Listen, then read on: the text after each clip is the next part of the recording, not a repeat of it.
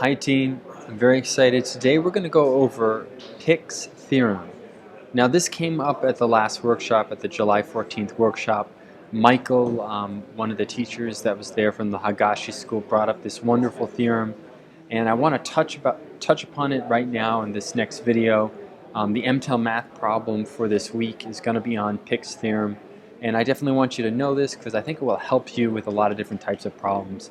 We're going to use this this type of formula when we come across polygons, specifically irregular and funky polygons in which you're going to have to find the area for. So check out this video, let me know what you think, and definitely send in your questions and send in your feedback.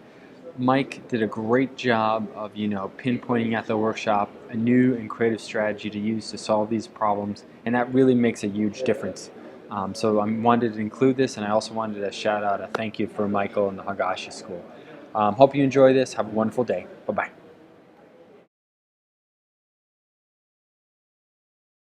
Hi team, this is Chris Abraham from Go Math. Very excited today. We're going to look at Pick's theorem.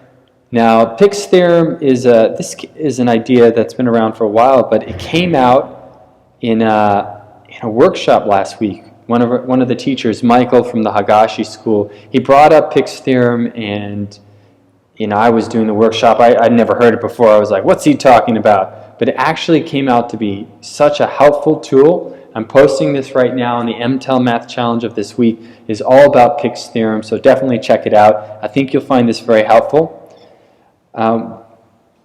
One of the things I really like about Pick's theorem is it can be applied to the General Curriculum Math subtest practice problems, types of problems that you may see, and you're going to want to know this theorem to help you on the General Curriculum Math subtest.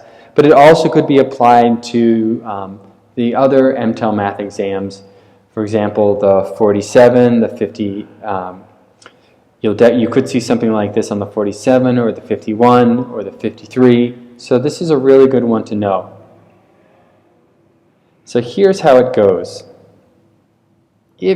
First, I just want to make sure everyone's on the same page with this. We're going to call, let's say a point like this, a point that's located on the inside of your polygon. And by the way, this theorem here is to help us find the area of geometric shapes like polygons that are on lattices or grids.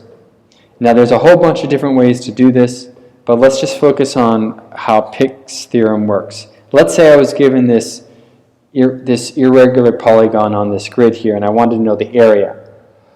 What I'm going to do is I'm going to first identify how many points are on the inside.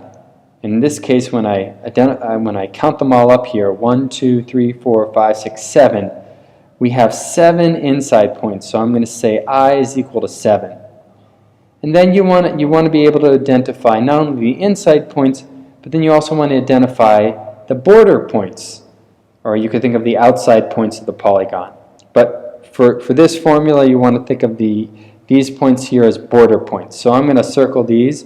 1, let's see, 2, 3, 4, 5, 6, 7, 8.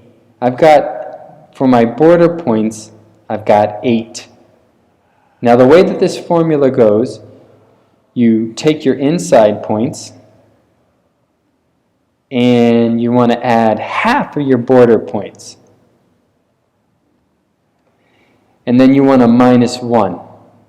So that would look like 7 plus 8 divided by 2 minus 1. And I know some of you are looking at the program that I'm using right now. It makes some of the writing disappear as you write close to it. But anyways, 7 plus 8 divided by 2, well, that would be 4. So that 7 plus 4 gets you 11. 11 minus 1 would get you the area of 10. So this polygon, this irregular polygon, which we could find the area of cutting it into triangles and rectangles, we could also use Pick's formula and come up with the area much faster.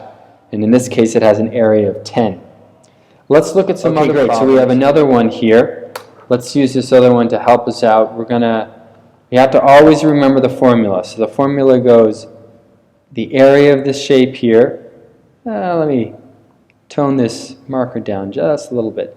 Area equals the inside points plus half the border points. So in that case, that would be b divided by 2, all minus 1.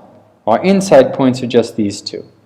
So we got 2 here, and our border points are these ones here. 1, 2, 3, 4, 5, 6, 7, 8, 9, 10.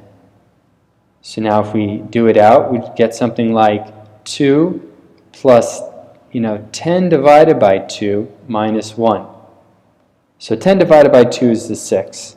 2 plus 6, that gets us 7, minus 1. This shape here, this irregular polygon, has an area of 6. And this really does save me a lot of time. Here we go. One more. Take a moment right now. I want you to, as fast as you can, I want you to use Pick's theorem. To find the area of this irregular polygon, you take the inside points, you add them to half the border points, and you subtract 1. Do that now.